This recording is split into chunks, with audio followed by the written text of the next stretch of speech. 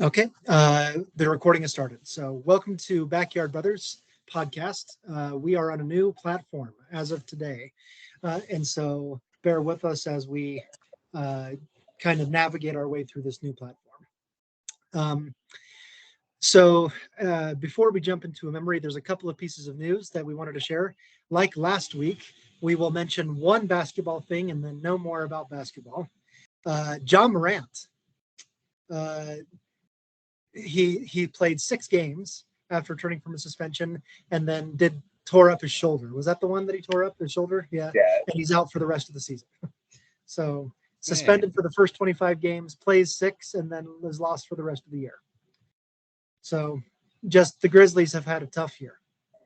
Yeah, my immediate thought to that is they're probably going to end up with really good draft position, and if they end up getting a good draft, this team next year could be really good if they can come back strong and have chemistry, very coherent with a great draft pick.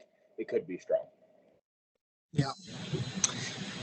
The other piece of news we wanted to cover real quickly is Black Monday, obviously, in the NFL, where coaches get fired. We've had at least 3 or 4 of them. Arthur Smith from the Falcons was fired. Mike Vrabel from the Titans was fired. Pete Carroll from the Seahawks. They phrased it as a mutual part of ways, but if you listen to Pete Carroll's press conference, that wasn't the case. He was fired. So, and moved into a role. Like, I don't know how you fire a guy and then transition to another role. I don't think Pete Carroll's very happy about it. But so anyway, those are the 3 that we've seen since Black Monday. Ron Rivera. And Ron Rivera from the Commanders. Thank you. Yeah. That they joined the other 2 that were fired mid-season. So far we have 6 openings with probably another 1 or 2 still to come. We'll keep our eye on that as we move forward with the NFL stuff. But we're going to move on to Cody for a memory that he wants to share with us. So Cody, take it away. Yeah. So with it being Wildcard Weekend coming up, playoffs, thought I would do a memory of Wildcard Weekend, and this is I wanted to do the 2003 Green Bay and Seattle Wildcard Playoff Game, where I think they were playing at Green Bay. This was Matt Hasselbeck. I'm not sure if Sean Alexander was on the team yet or not. He may have been. This is Mike Holmgren, I think, who was the coach at this time. Really good team. Same with Seattle or Green Bay team. And cold game. It was at Lambeau Field. It was 20 degrees, and overall the game was pretty even. Was at the end when it goes into overtime. Matt Hasselbeck, this is words that will live in infamy. They win the overtime toss, and he says, we want the we want the ball, and we're going to score. And he was right, but he meant Green Bay. He helped Green Bay score, so he's not entirely wrong. So it was funny. They I think it was the first play of the game, step back, throw pass to the left, out onto an out pass, and pick it off, pick 6. It wasn't the first play of the game. Both teams went 3 and out in overtime. Oh, did they? Okay. Yeah, it went back and forth, and then they were driving. It looked good. It looked like Seattle might wrap it up, and then who I wanted to say Mike McKenzie, but that's not right. Who picked that off? Al Harris. Al Harris. Thank you. I knew it was a classic guy, but I knew it wasn't McKenzie. That's the only name that came into my head for a Packer corner.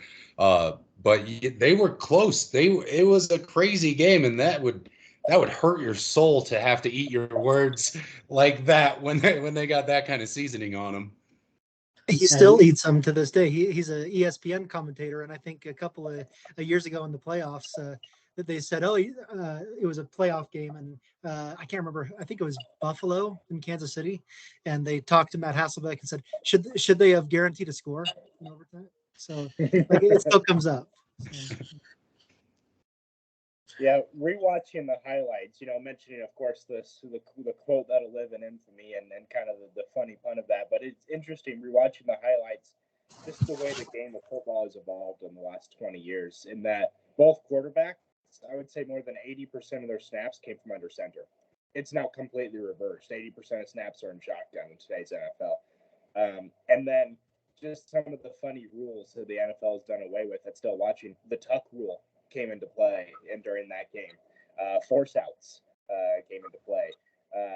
Things like that. So interesting just watching the way that the game of football has evolved. And I had fun watching the highlights of the game and seeing that. Yeah, I did too. And trying to put it into perspective of the full playoffs, that was a crazy playoffs with all of those teams involved. It wasn't just those two teams. I mean, you have Matt Hasselbeck, who was Brett Favre's backup for 2 years, and so he's trying to get back at his mentor. And Mike Holmgren used to be the coach of the Packers before he went to the Seahawks, and so a lot of connections there between those two teams at the time. But elsewhere, you had the first and since the only double overtime playoff game, those playoffs. It's between the Panthers and the Rams, went in a double overtime because you can't tie in the playoffs. And so that was a crazy playoffs. I think you had Peyton Manning in the wild card round against Denver with a perfect passer rating the whole game, 158.3. He was like 90% completion, 500 yards and 5 touchdown passes without an interception.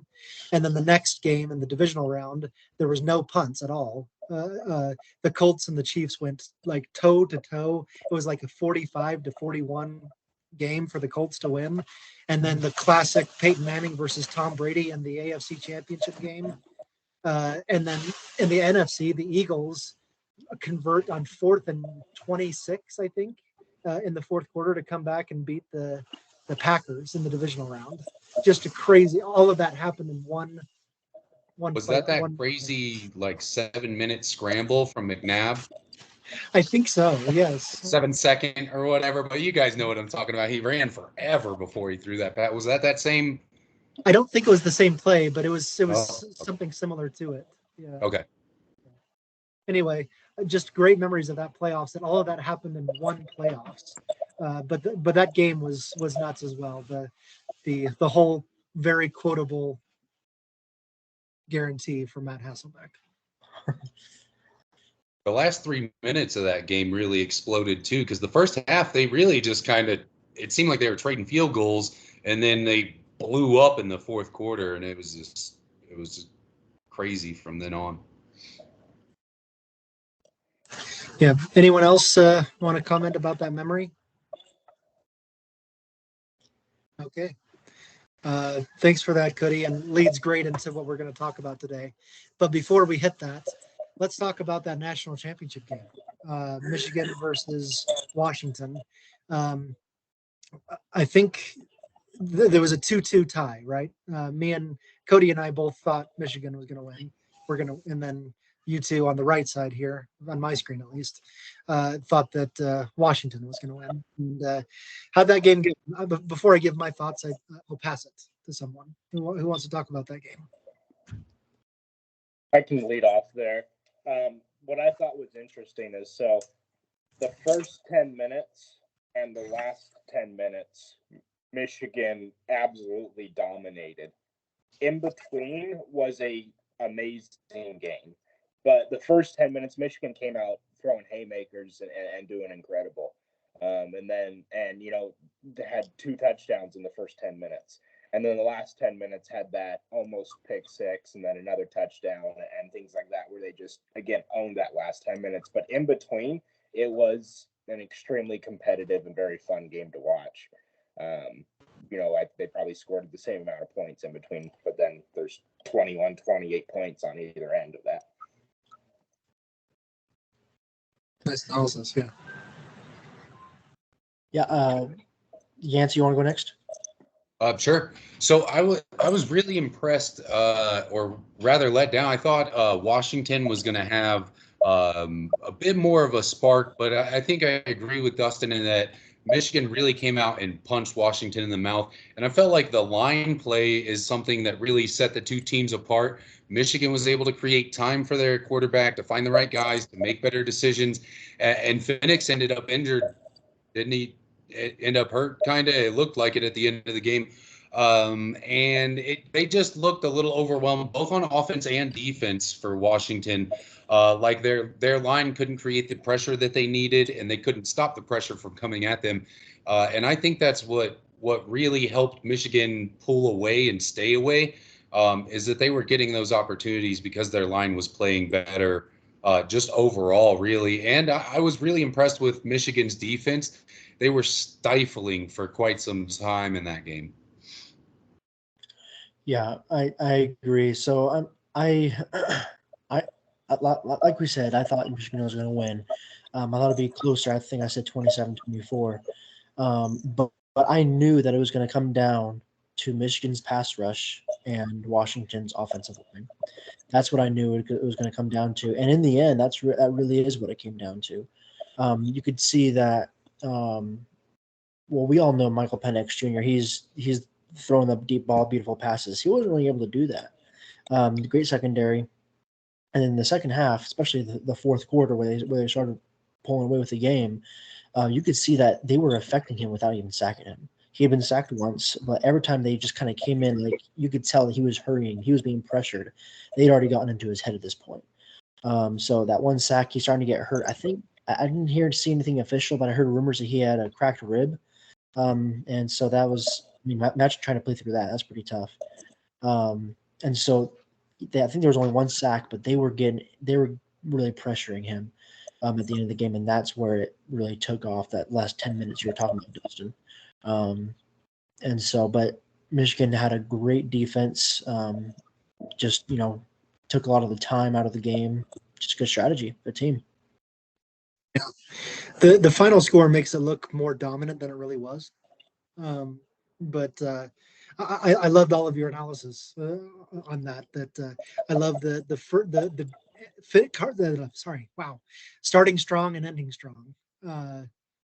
What was definitely part of it, and I love the line play on both sides of the ball. Well, like you said, Yancey. I mean, all of that is really good analysis, and I think it shows how dominant Michigan was at times to really win that game, and Penix didn't look like himself. He really struggled to find open receivers, to find time, and just got into his head, like you guys said. And so Washington had a great season. Michael Penix is going to play football still, and I'm not sure Jim Harbaugh is going to be coaching in Michigan anymore. There's a lot of noise about him returning to the NFL, and Chargers having a lot of interest in him.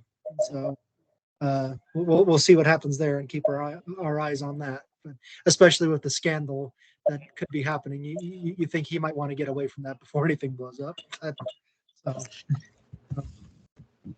anyway, any other thoughts about the national championship game? Yeah, actually, I have one other thought.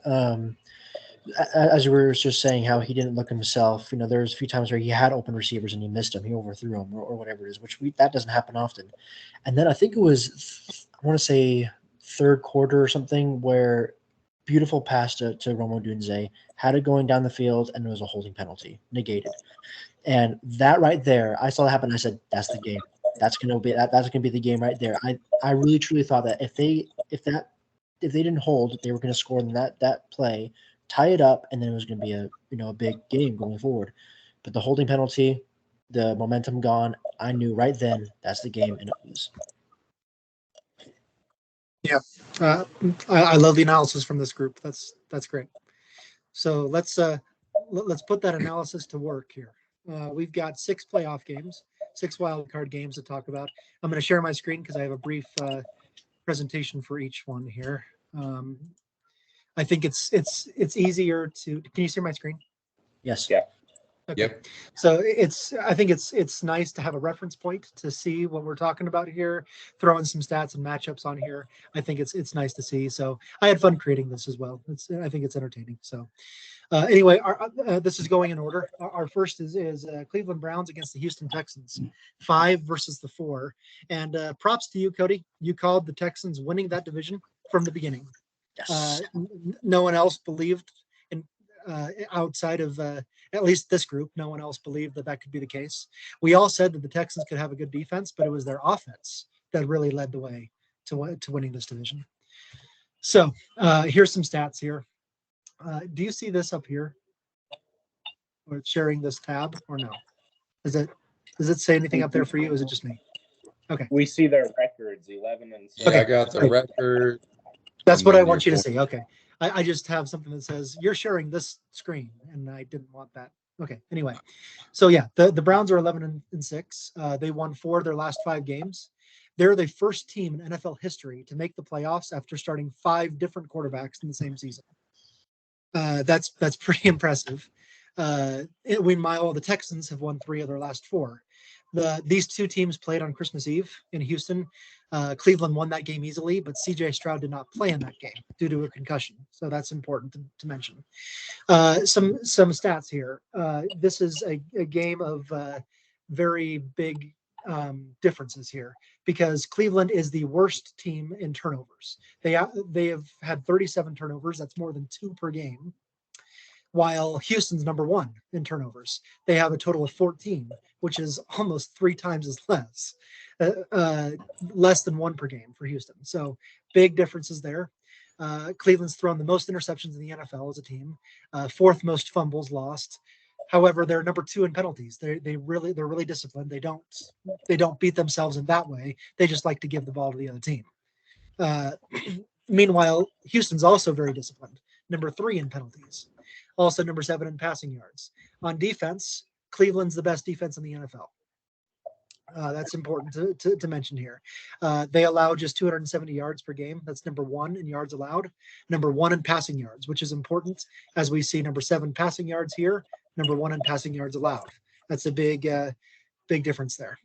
Also, Houston's number 6 in rushing yards allowed and number 1 in passing touchdowns allowed. Cleveland likes to take the ball away and give the ball away. So they like to take and give. So here's some matchups to keep your eye on when Houston has the ball.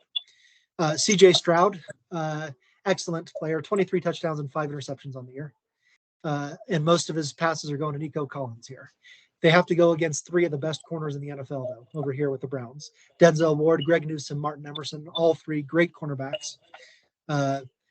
Then it's important to mention as well down here that the offensive tackles for Houston, Laramie Tunsil and George Fant, have allowed 4 sacks combined on the season.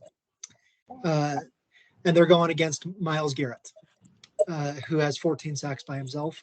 No matter which side Myles Garrett lines up on, it's going to be a struggle both ways for those 2 teams. Important there. When the Browns have the ball, Joe Flacco, back playing in the NFL, and he's playing probably the best football he's played since they won the Super Bowl back in 2012. It's a small sample size, but he is playing really well right now. Amari Cooper and David Njoku, both Pro Bowlers this year, both catching a lot of passes, a lot of yards, a lot of touchdowns. They're going against this good secondary of Houston. Derek Stingley and Steven Nelson combined for 9 interceptions. The offensive line for the Browns opening up a lot of holes, 4 yards per carry for Jerome Ford. Over here on defense, Jonathan Grenard, Blake Cashman, your 2 guys to keep an eye out here on stopping the run and getting to the quarterback. So what we're going to do here, I'm going to get out of here. We're going to start with Cody in alphabetical order and give us some brief analysis here and pick a team and then give me a score. So start with alphabetically by first name, or in Yancey's name, last name. Start with Cody. Yeah, so I think this is going to be a pretty fun matchup. I think the fun story for it is it's a playoff between 2 teams that have never been to the Super Bowl. So no matter what, a team's going forward that has never been to the Super Bowl. So I'm kind of, that's fun. I'm definitely going to be, personally rooting for the Texans. I'm just excited to see them going through this. I think it's going to be a really, really fun defensive matchup on both sides of the ball. I think it's going to be probably not necessarily low scoring, but it won't be a high-powered, high-scoring thing. I think that Myles Garrett's going to get a couple of sacks, as he always does in every game. He's just absolutely insane what he does. He's one of the best, if not the best, right now in the league. And so, with that being said, I think each team is going to do something. They will both score. I think it's going to be a close game. I'm going to say it's going to be Browns taking this win, 28-24. Oh. Okay, Dustin. Yeah, that's good. Like Cody alluded to, I think that this game is decided in the trenches. I know CJ Stroud has done fantastic, but when you got somebody who's twice his size and Myles Garrett coming around that corner every single play, I think it's going to get to him, especially after he gets a few hits, maybe a sack on him, a forced fumble, things like that. And so I think that the Browns' ability to control the line of scrimmage and put some quick throws into Stroud is going to help create some turnovers and swing this in favor of the Browns. And then I think Wacko Flacco is going to just have a good game. That experience will work out for him. Browns win 24-16. Okay. On over to me. I like this matchup a lot. I think we have two really good teams that everyone's motivated in the playoffs, but more so these two teams that weren't necessarily expected to be here, especially early when the Texans lost to the Panthers and the Browns just were going through quarterback after quarterback. But in this game, I expect a lot of adjustments. I expect the Browns to play really well defensively in the first quarter, first half or so. Texans to have to adjust, and the Browns to have to adjust to that. It's going to be a really great chess match between Kevin Stefanski and D'Amico Ryans, who also are probably the two front runners to win Coach of the Year, by the way. And so it's going to be really fascinating to watch. And a rookie quarterback against that defense, that's a problem. CJ Stroud didn't play in that game, but he hasn't been phased all year by any pressure by anyone. And so in this case, I'm picking the upset. I think the Texans are going to win this game. It's going to be close and it's going to be low scoring. It's going to take a lot for CJ Stroud to pull it out in the end. But I am taking the Texans, and I am taking a score of 20-17. Fancy. Awesome. I think we actually agree on a few things. I want to hit on the fact that the worst team in the league for turnovers against the team that doesn't give the ball away hardly at all. And yeah, the kid's a rookie, but I think that's a big stat. You can't just give the ball up literally twice in a game, and that not affect you. Now, granted, they seem to have a good defense that'll be able to pull them out of some situations. But when their offense is the one giving the ball away, putting their defense on the field all the time, I think that's going to turn out to be a factor against them. And so I agree with the upset, actually, and I'm going to go Texans also. I think it's going to go 27-20. So we're kind of in the same range. I think they just get it by a touchdown because the Browns put the ball on the ground a couple of times more than they should or throw an interception. Flacco's getting a little old. All right, there we go with that game. I'm going to go back to big screen here. Move on to the next one. The Miami Dolphins against the Kansas City Chiefs. This looks funny, but that's the way it flipped. That logo on the Chiefs helmet. I'm just pointing it out. Maybe I shouldn't have. Maybe you wouldn't have noticed it. But it flipped the whole thing for some reason. So anyway, Miami Dolphins versus Kansas City Chiefs. A lot of storylines to talk about here. These teams played in Germany on November 5th. The Chiefs went up big in that game, 21-0, and then had to hold off a furious Dolphins rally, won 21-14. And so it's important. The Dolphins have played 6 games against teams that are in the playoffs currently. They're 1-5 against those teams. Their only win at home against the Cowboys, who are bad away from home for some reason. But they've lost. They're 1-5 against other playoff teams, including these Chiefs this year. However, if their offense gets into a rhythm, it's hard to stop them. They're number 2 in points. They're number 1 in yards. They move the ball. They score the ball. They're the only team in the league to average more than 400 yards per game. They also score almost 30 per game. They're great passing. They're great rushing. Their defense is okay. Rushing yards allowed is their best stat. The Chiefs, this has been a weird season for the Chiefs. And Dustin, you can talk about this as a Chiefs fan, but they've never looked like the Super Bowl champion from last year. They just haven't all year. But they have won 3 of their last 4 games, but they've also lost 4 of their last 8 to get to this point. And so they are number 9 in yards per game, 350 yards per game, but they lead the NFL with drop passes, as we've seen all year. They have 18 drop passes, which is 3 more than the next highest. So they're dropping the ball at a huge rate.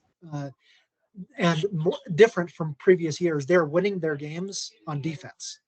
Number 2 in points allowed, number 2 in yards allowed. Their defense are the ones that are winning their games for them. That's a lot different than the past few years with Patrick Mahomes. When the Dolphins are on offense, you've got a lot of NFL leaders here. Tua Tagovailoa leads the NFL in passing yards. 4,600 yards this season.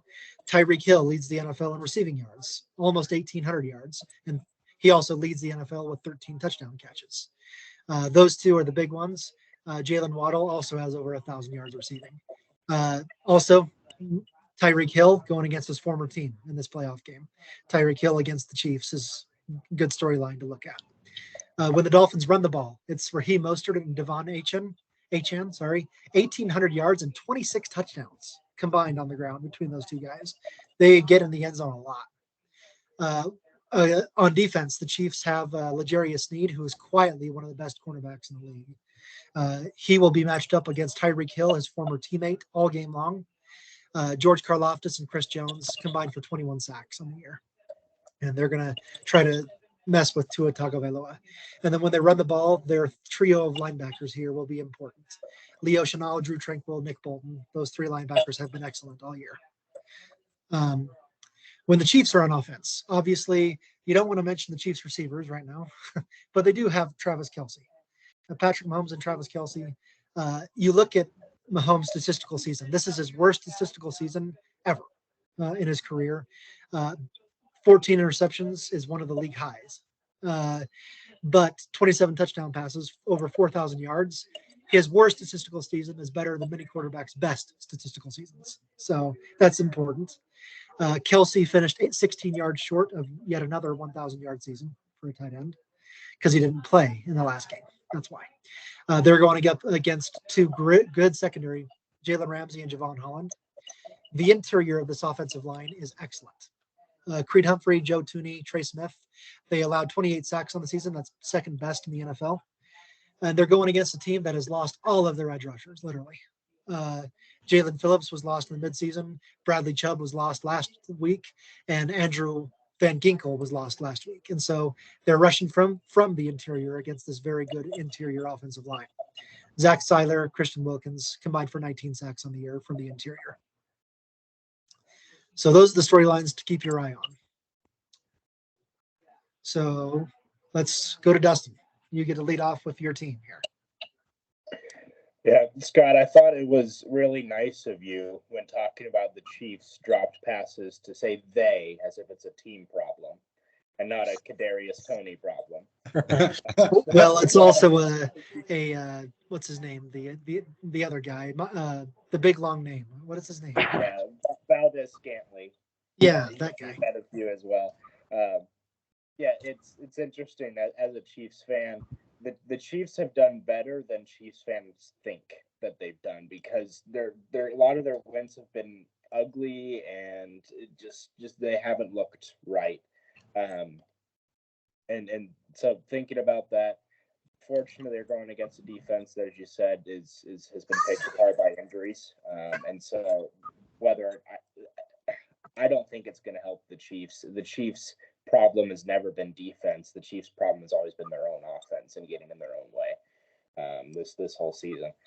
So with saying that, the Dolphins, it's amazing looking at Tua and Tyreek Hill being leaders when this Dolphins team is built on the run.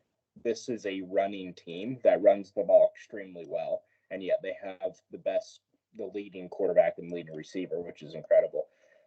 Anyway, to wrap it up, I think that the Dolphins are going to be able to score often, and the Chiefs won't be able to match their pace, and that we'll know who's winning the game, midway through the third quarter. Dolphins will win 38-20.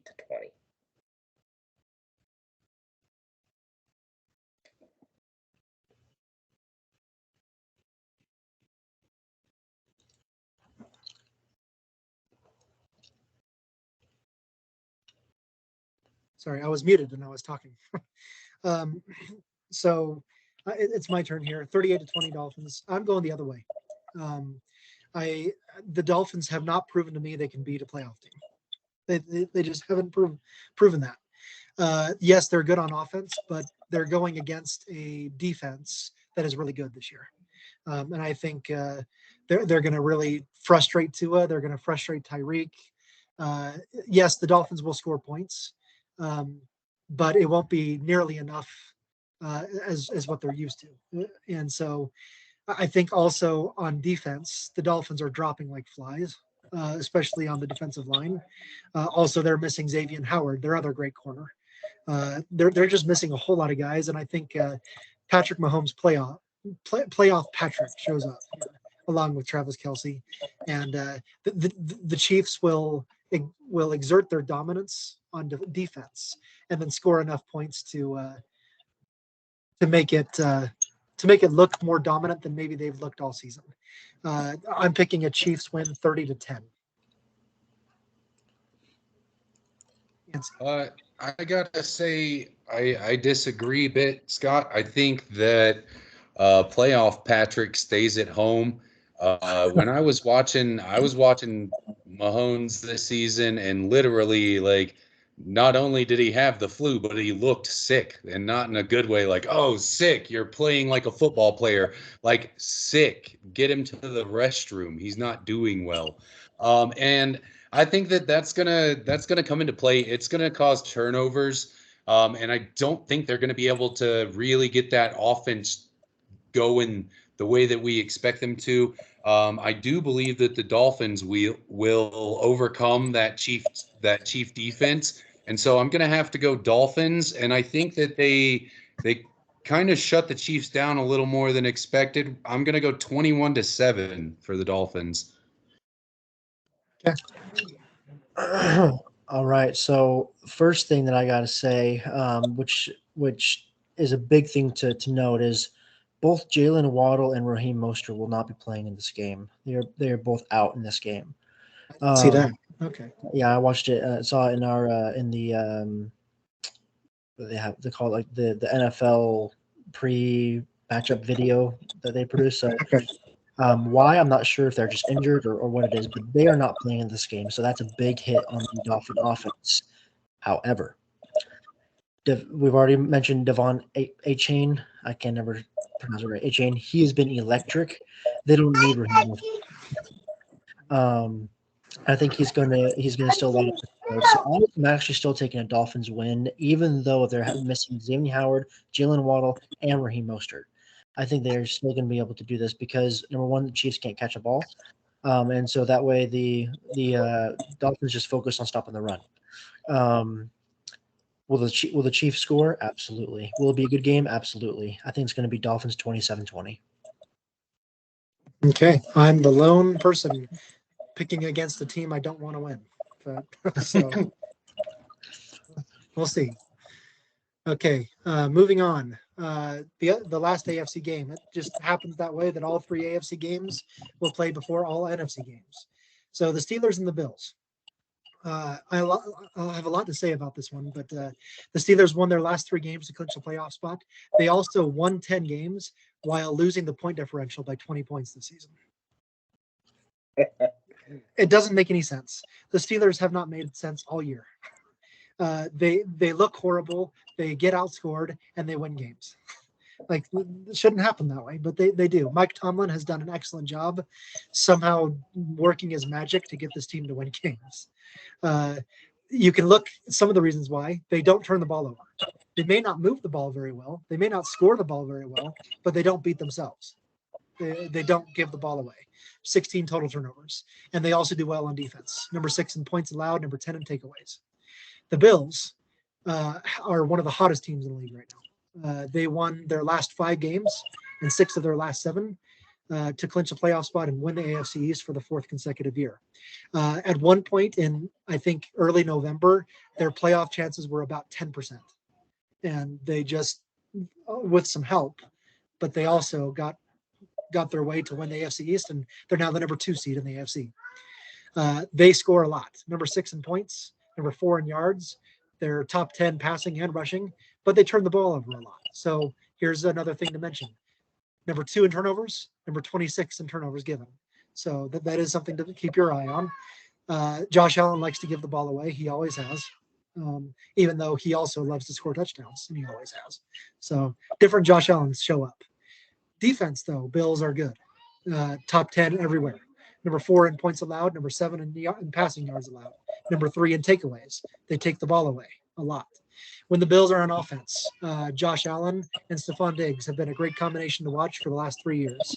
And Cody, I'll name drop here for you. Dalton Kincaid has played really well as that number 1 tight end for the Bills. They've combined for 10 touchdowns and almost 1,900 yards. They're going against 2 really good, really experienced secondary players, and Minkah Fitzpatrick and Patrick Peterson. The Bills have a running game. James Cook has shown up for the Bills. For the last 4 years, it's all been about Josh Allen throwing the ball. But James Cook, over 1,500 all-purpose yards this season and 6 touchdowns. The Bills have allowed the fewest sacks in the NFL over the course of the season. Just 24 sacks allowed. That's about 1.5 per game. And so the fewest sacks in the NFL. That's going against a team that will not have TJ Watt for this game.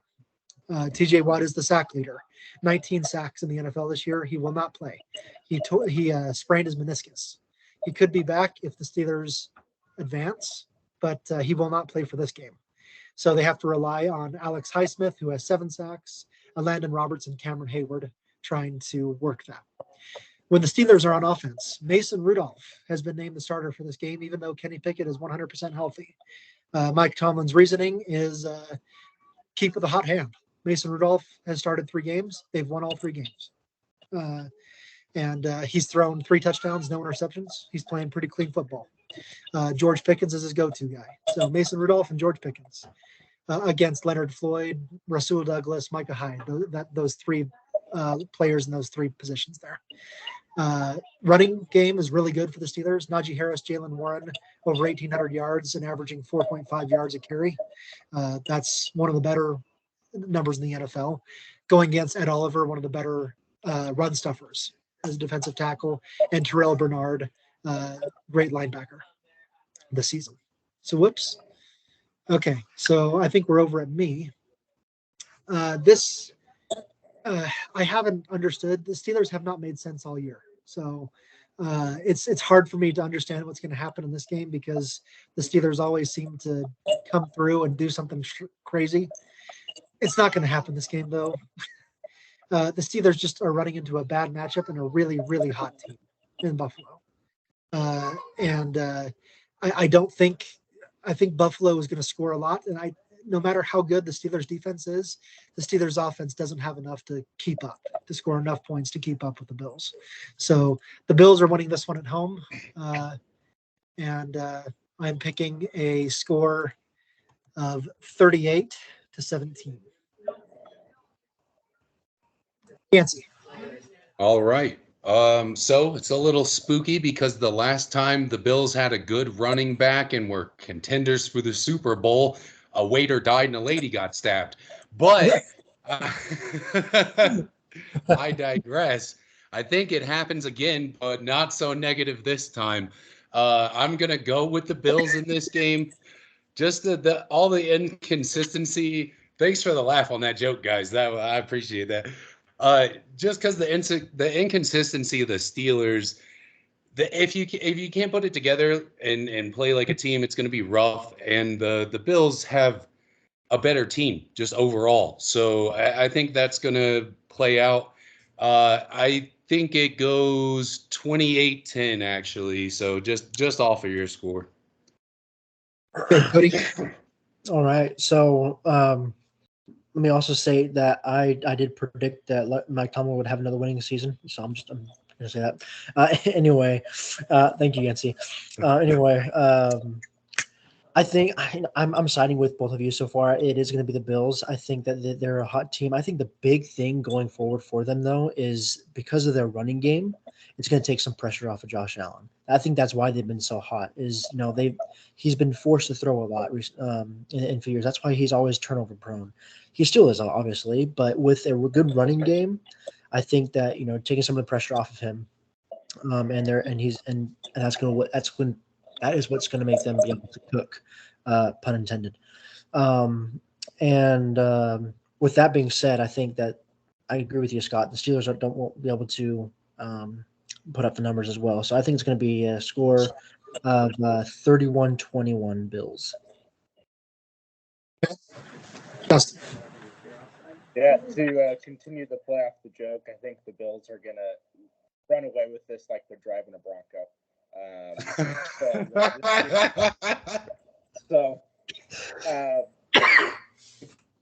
I agree with a lot of what already been said, and I predict the same. I don't think the Steelers ever get in the end zone, and then Bills get there often. Final score 38-9. Oof.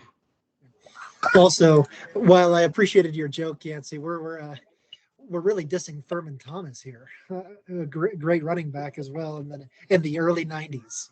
I'm sorry, but we all knew what I was talking about. I know. I loved your joke, but I need to mention that Thurman Thomas got the Bills to 4 straight Super Bowls in the 80s and the 90s. I mean. Well, then he definitely deserves more credit than OJ. My bad. Yeah. They lost all 4, but they got there. So. Oh, well. Yeah. So, okay, moving on to the NFC playoffs. The first game up is the Packers-Cowboys. What a nostalgic matchup here. These two teams, you look back in the 60s, 60s and 70s, this rivalry started with Bart Starr versus Roger Staubach. And then it was continued in the 90s with Brett Favre against Troy Aikman. And then in the 2000s with Aaron Rodgers versus Tony Romo. And this weekend, we have Jordan Love versus Dak Prescott. And so these teams have played 8 times in the playoffs in the previous, and they are 4-4. So they each have won 4 games in the playoffs. This is game number 9. The Packers have won the last 3 games to clinch a playoff spot. The Cowboys have won 7 of their last 9 games to steal the NFC East. Still, there is no repeat champion in the NFC East since 2003-04. A new team has won every single season. A new team every year has won the NFC East since those two years, which is insane. Packers number 11 in yards and number 12 in passing yards. Jordan Love has really come on strong in the last half of the season. Defense, kind of weird dichotomy here because they're number 10 in points allowed, but number 28 in rushing yards allowed. They let a lot of yards go by, but they don't let them get in the end zone. So the Cowboys, meanwhile, are an offensive juggernaut. Number 1 in points, almost 30 per game. Number 5 in yards, number 3 in passing yards, and they don't turn the ball over. Number 2 in turnovers, total of 16. A defense, 5 in points allowed, 5 in yards allowed, 3 in takeaways. They take the ball away. So you're telling me they score a lot, they move the ball a lot, they don't turn the ball over, they keep the other team from scoring, they keep the other team from moving the ball, and they take the ball away. That's a pretty complete team, in my opinion, stats wise. When the Cowboys are on offense, Dak Prescott has had by far the best season of his career. He's second in completion percentage, almost 70% completion. That's insane. Second in the NFL. He's third in passing yards, 4,500 yards. He's thrown the most touchdowns in the NFL, 36 touchdowns this year. Just 9 interceptions and a 105.9 quarterback rating. That's second, next to, I have to mention, Brock Purdy. But CeeDee Lamb, 135 receptions. That's first in the NFL. 1,700 yards. That's second in the NFL. 12 touchdown catches. That's second in the NFL. Those two guys connect often for touchdowns. And Tony Pollard, over 1,000 rushing yards, 300 receiving yards, and 6 touchdowns. They're going against this defense for Rashawn Gary, Quay Walker, Rudy Ford. And this, a little different from the normal. I'm mentioning special teams here. Is going to be a key. Brandon Aubrey, until the last week of the season, he was perfect. He was 35 for 35, and then he missed 2 field goals in the last game of the season. But he's best. He's been the best kicker in the NFL. Brian Anger, also the best in punting average. Over on this side, Keyshawn Nixon, the best kick return average in the NFL. Special teams could play a big role in this game. The Packers offense, Jordan Love is really come on strong. And he's throwing mainly to Jaden Reed and Romeo Doubs. Half of his touchdown passes have gone to those 2 guys. So that's important. On defense, Micah Parsons, 14 sacks. Deron Bland set an NFL record this year with 5 pick sixes and 9 interceptions. And this coaching matchup is important to mention as well. Matt LaFleur, we used to think that maybe he wasn't good without Aaron Rodgers. He has really come on strong to coach this offense to get where they need to be. And it's really blossomed, especially Jordan Love. Mike McCarthy, similarly. We originally thought that taking the offense away from Kellen Moore was an issue. But he has flourished under his guidance, that offense. And again, he's playing against the team he led for nearly a decade and won a Super Bowl with 10 years ago, 13 years ago, whatever that is.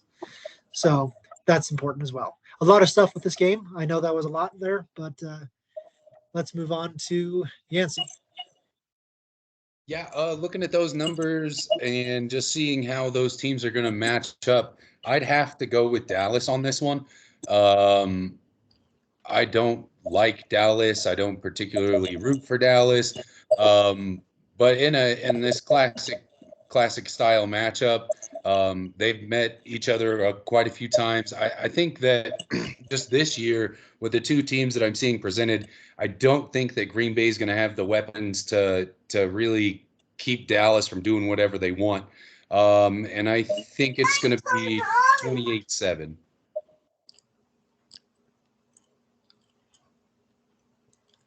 What was that score, Yancey? 28-7. Okay. All right, Cody. All right. Well, this is stacking up to be a more exciting game than I think I originally thought it would be. With that being said, I think that the experience and the talent that the Cowboys have is going to trump over the lack of experience of playoff play that the Packers have. Jordan Love has done really good, has played well, better than I expected. In fact, it's just unfair that the Packers have had 4 quarterbacks in the last 40 years or something. That's just insane.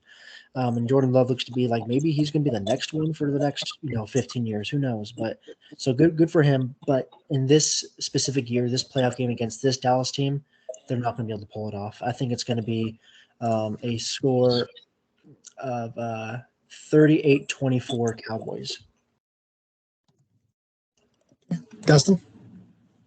Yeah, I think first thing I want to say is I think all season up until about 6 minutes ago, everybody has been saying, no, Jordan Love is not the guy. He hasn't had a good season, and yet here the Packers are in the playoffs, and he's taken way too much criticism by doing the same exact thing that his predecessors have done, and that's get his team to the playoffs. And so I just wanted to recognize that Jordan Love has absolutely done it as a first-year starter to get his team to the playoffs. And so I'm proud of him there, and I hope that he has a future and proves the doubters wrong. That being said, this game's not going to be any more of that. To quote Dak Prescott, here we go. The Cowboys are going to just run away with this game. I think that both sides of the ball, offense and defense, are going to be able to score touchdowns. And I can't say the same thing for the Packers. It's going to be a blowout. I'm saying 40-13. Yeah, it's a clean sweep here. The Cowboys will win this game. I think they match up better in every aspect. But that being said, I think the Packers are going to score more points than we think. I think I'm along with Cody in that line, but it's not going to be nearly enough to match the Cowboys. I think the Cowboys will really flex their muscles, and they're going to give their fans the the whole "this is our year" kind of thing because what they do in this game. I think they're going to score 48 points in this game. The Packers will score 24, like Cody. But yeah, the Cowboys will run away with this one. Okay, 2 more left. Whoops. Okay, Rams and Lions. Another juicy one to look at. So the Rams have won 7 of their last 8 games to clinch the playoffs. They're really good offensively, 8 in points, 7 in yards, 6th in turnovers. They're number 30, though, on takeaways. They do not take the ball away very well. Not as good defensively. The Lions, meanwhile, they've never won the NFC North. The last time they won their division, that was the NFC Central. So they never won the NFC North, and they won their division, and they're hosting a playoff game for the first time since 1993. That's a long time since they've hosted a playoff game. I wasn't even born yet. There's That a lot makes of me cool feel things. old. Thanks. A lot of cool things going on in Detroit. Especially offensively, they're just running and passing really well. Number 2 in passing yards, number 5 in rushing yards. They can do it every which way. Defense is a problem, though. Number 27 in passing yards allowed, but they do slow down the run really well. Number 2 in rushing yards and number 3 in takeaways. They do those 2 things well, but anyone can pass on them. And as you can see here, the Rams will pass on them. So when the Lions have the ball, we got to talk about Jared Goff here. Remember, he was the first overall pick by the Rams in 2016, and their relationship soured. He and Sean McVay were like that for a while, and Sean McVay even benched Jared Goff, including a playoff game. He started John Wolford instead of Jared Goff for a playoff game. So then they traded for Matthew Stafford, who was the first overall pick for the Lions back in 2009. So you've got these 2 quarterbacks playing against their former teams. That's kind of a fun matchup here. But Jared Goff will throw the ball to Ross St. Brown and Sam Laporta. Sam Laporta set an NFL rookie record for tight ends touchdown catches, 10 touchdowns this year. And Ross St. Brown, 10 touchdowns as well against this secondary of Jordan Fuller, Ahkello Witherspoon, Marion Kendrick. The Lions' offensive line have allowed 31 sacks. That's 4th fewest in the NFL. David Montgomery has scored 13 touchdowns on the ground. That offensive line, that running game is really good. Going against Aaron Donald, who might be the best player in any position in the NFL still at this age. But Kobe Turner, who is a rookie, led the team in sacks with 9. And so looking at those 2 guys and Ernest Jones there. When the Rams have the ball, we've known about Matthew Stafford and Cooper Kupp. They won a touchdown together not too long ago. What we didn't know was Puka Nacua. He set an NFL rookie record as well for receiving yards by a wide receiver. BYU, got to mention, Puka Nacua there, 1,500 yards receiving. So Stafford has played really well down the stretch. By any metric, Stafford has played one of the best seasons of his career here in LA, but he doesn't get that notice. Kyron Williams running the ball, also very good. Aiden Hutchinson, Kirby Joseph, Brian Branch on defense, without hands alone here, going against those guys. So we're back at Cody. First off, I want to say I didn't realize I had Sunshine playing for the Lions there. So had to throw that down there. I think this is just a really intriguing matchup, just the storylines like you had already mentioned, Scott. The Rams coming out to Detroit, the 2 quarterbacks who played for each other's team. It's just very interesting. Jared Goff is playing like the first round pick. He was, and so he's playing amazing. Matthew Stafford has always been great. I bet he's kind of. I wonder if there's a sense of jealousy or something like that in that he couldn't get the Lions to where they are, I guess, right now. But it might have been more coaching than anything else. I think this is going to be a really close game. I think these teams are honestly more evenly matched than we realize. The Rams have done really well this year. Kudos to Dustin for calling out that they would do well this year. I think that this is going to be a Lions win, though. It is home in Detroit. They are a great team. But like I said, I think it's going to be close. It's going to be Lions 24-20. Yeah, I think the Lions are a lot better than give them credit for. I think all of us love Dan Campbell, what he's doing, and I think he's going to be there for a long time. And without much further analysis, this is going to be a Lions win. It's hard to say a score, but I think the Lions will be able to put a lot of points. I'm going to say 34-24. Yeah. I was surprised at Cody's score there, honestly, Cody, because I think this is a shootout by every indication. Both teams are going to score a lot. The Lions are bad on defense. That's their one bugaboo this year. But they're really good on offense. The Rams have been really good on offense, especially last couple months of the season. So I expect very few punts and a lot of scores, a lot of touchdowns, some field goals, but one turnover is going to cause the difference there. I think the Lions come away with this game, but it's going to be very close, and I think it's also going to be an overtime game. But I'm picking a 45-41 shootout. And actually, let me change that. I apologize. 47-41 because I called overtime. So. All right. I just want to lead with how confident do you have to be that your son's going to be awesome to name him after an Egyptian sun god? You have to be confident. You're like, look, I'm naming you after a god, so you at least have to be good at football, all right? So I think I actually differ from you guys. I do think it's going to be a shootout. I'm going to take the Rams in this one. I think that just the curse of being the Lions, honestly. I mean, I know more seasons where they haven't won a game than where they were doing well, in my opinion. Like, unless we're talking about the time that Barry Sanders was there, I don't, it's been a long time, which maybe that means it's their time, but I don't think it is.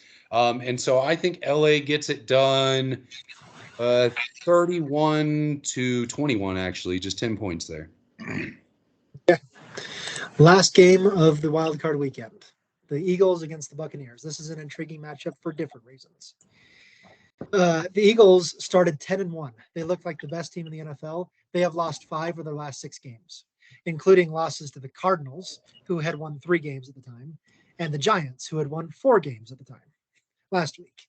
So 2 really bad teams that they lost against, and last week's game against the Giants wasn't even close. So that's a problem.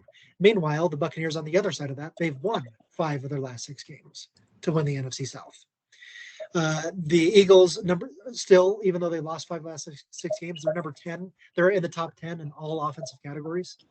The Buccaneers are not, except for turnovers. The Buccaneers don't turn the ball over. Meanwhile, the Eagles are horrendous on defense. They have been all year.